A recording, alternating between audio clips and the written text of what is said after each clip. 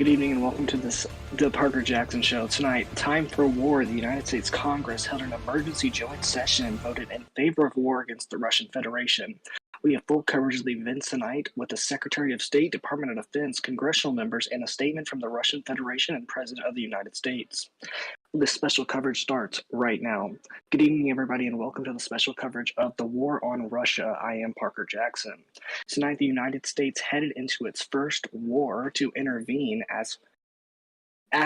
after Russia has started to invade Ukraine. This comes as an emergency joint session of Congress was held, and just an hour ago, with all but one member of Congress voting in favor of war. Joining me now is the Secretary of State, General Winters. Good evening. Good evening. Parker. Mr. Secretary, please give us the latest on the ongoing situation. All right. So the situation. So I believe we're getting troops deployed soon for peacekeeping, and we really don't. I mean, this war was necessary. Russia was very aggressive, and Russia didn't need to start a situation like this, which could create international incidents. Yes, indeed. In a statement from the Russian Federation today that we reached out to, it said the Russian Federation is prepared to defend itself from military threats posed by Western countries. The United States is clearly at war, is rather warmongering, and we will once again put them in their place. And sent pictures to us of Russian forces lined up. Uh, Give me 1 second. We're having issues here. Yeah, by the way, I'm not whitelisted. All right, we'll get you in. Okay, but yes, and then he also sent screenshots saying that one of our congressmen sent him this, talking about, or sorry, the president actually, and Bayam said, stop acting like a Mishavilian. You are nothing but a 12-year-old, and a word that we cannot say on television. Then they sent an emoji, basically taunting the Russian. How is the administration responding to these statements tonight, Samir? I don't know why Bayan had to start a situation like that. Nothing was because I was in that group chat. It's a communication group chat with Russia and the United States. There was a situation with both of the presidents. I didn't read it all. I didn't want to get into it. So I'm unsure what's gonna happen next. So do you condone the statements made? No. Yes. Sorry. Yes, I do. Now, I guess another question is, what is the overall goal of this war? Where does it end? We want Ukraine to keep its independence.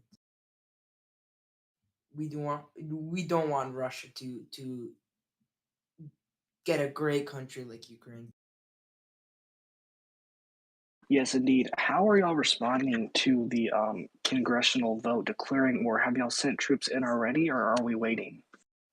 I'm actually unsure about that. That's more of a question for the Secretary of Defense. I Okay, Samir. haven't been informed too much. All right, Secretary of State Samir, thank you for joining me. When we come back after this quick break, we're going to talk with one of the members of the Department of Defense, and then we're also going to get an insight from one of the Ukrainian military leaders. We'll be right back.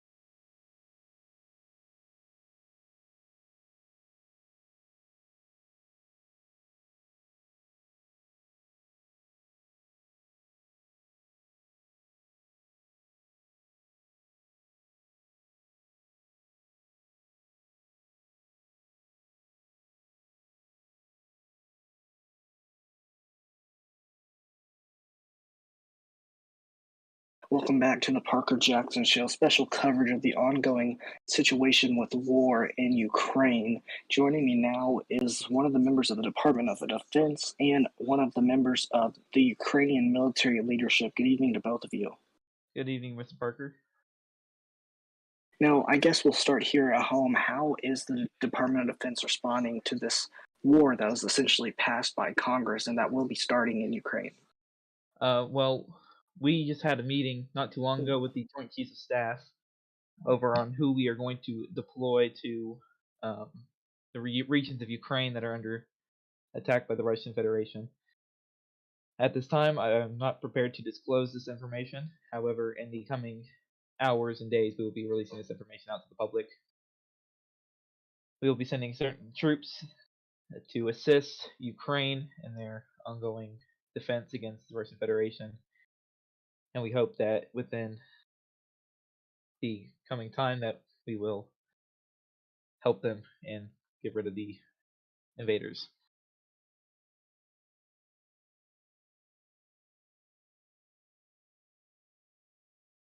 Now, considering, actually, we're getting breaking news. The President of the United States is about to be speaking in a few minutes. So we're going to pause the interview here and we're going to take you live to where the President will speak, and we'll have that coverage right here. So we'll be right back. We're going to take a quick commercial break, and when we come back, we'll have the President speaking.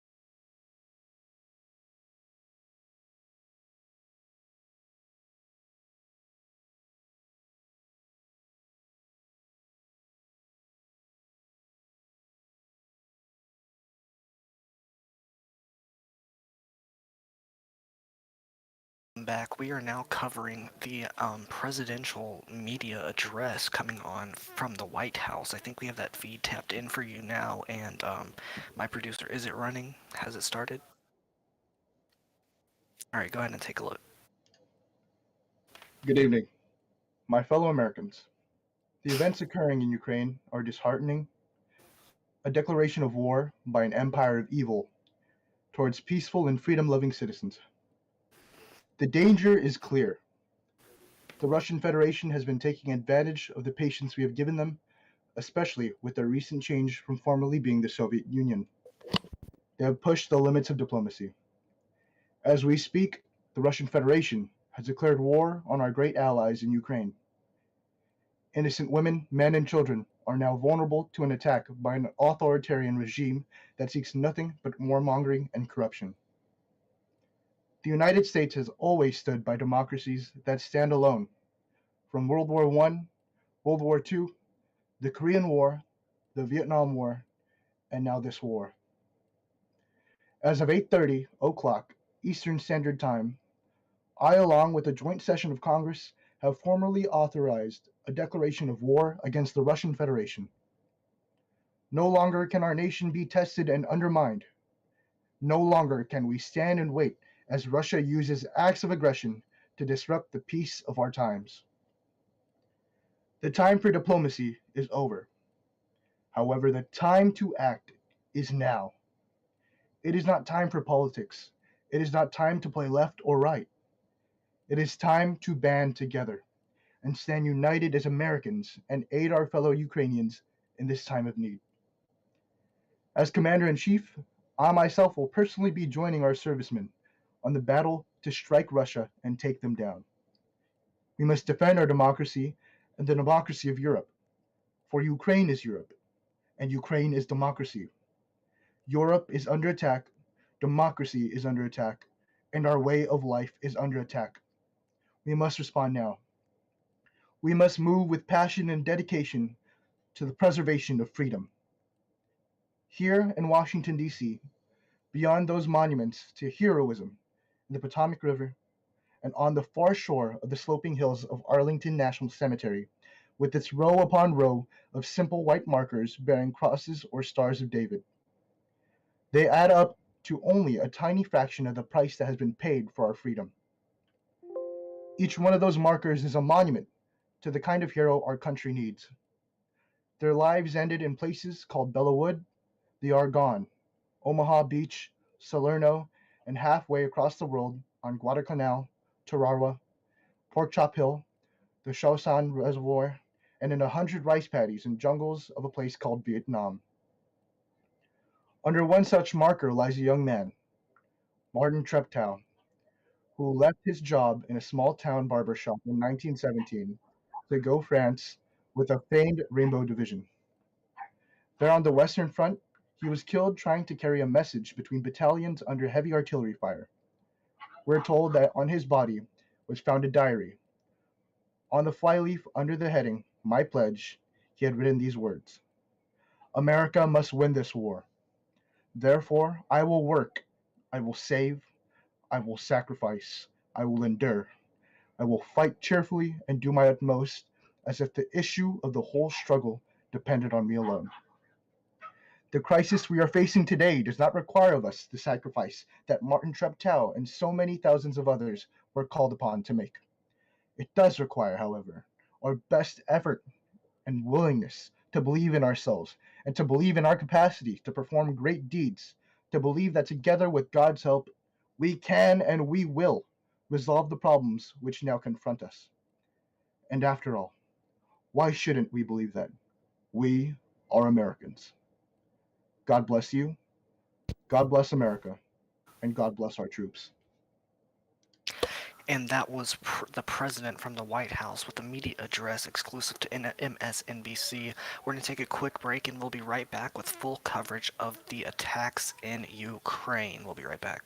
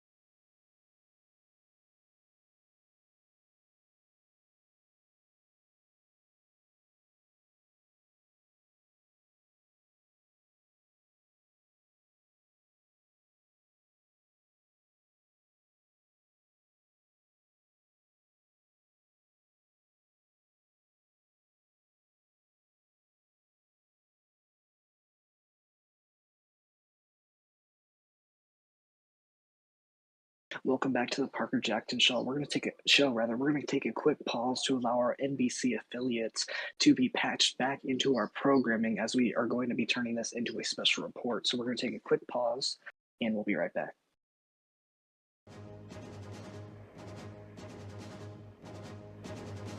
This is an NBC News special report.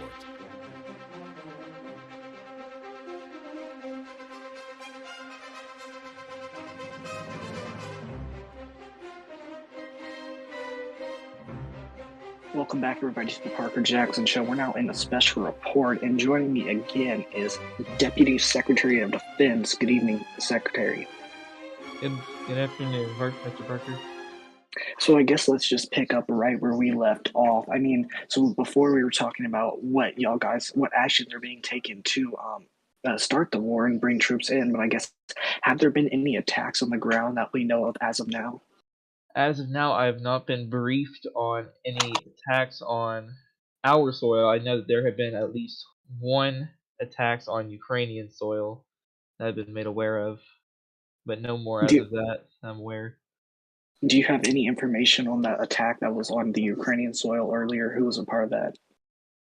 As far as I am aware, it was an attack on just between Russia and Ukraine. There's nothing super special about it, but that's just as far as I know.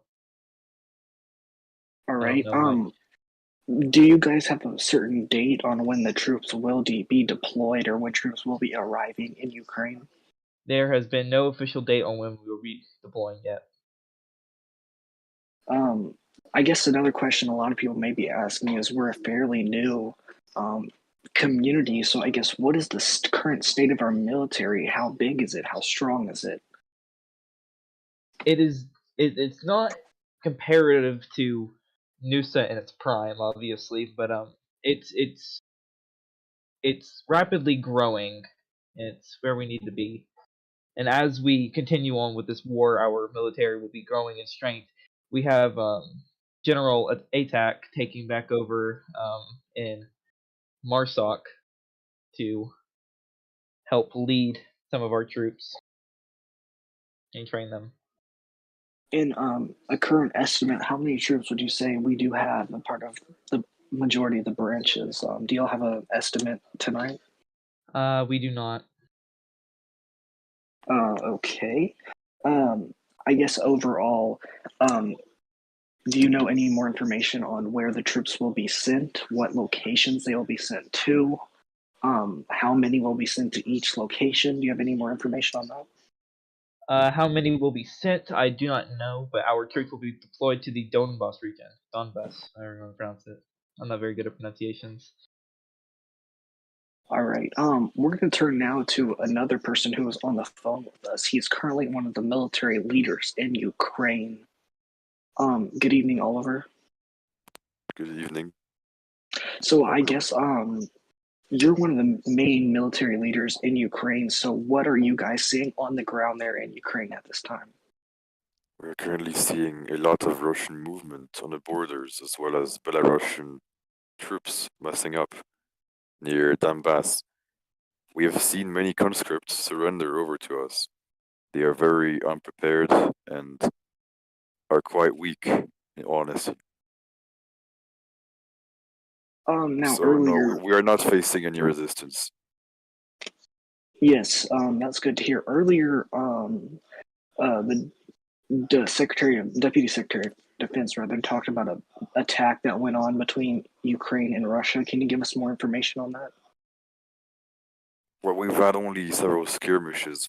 We've had one altercation with the FSB Alpha group of Russia, in which we suffered quite heavy losses in our main military when they bombed our base.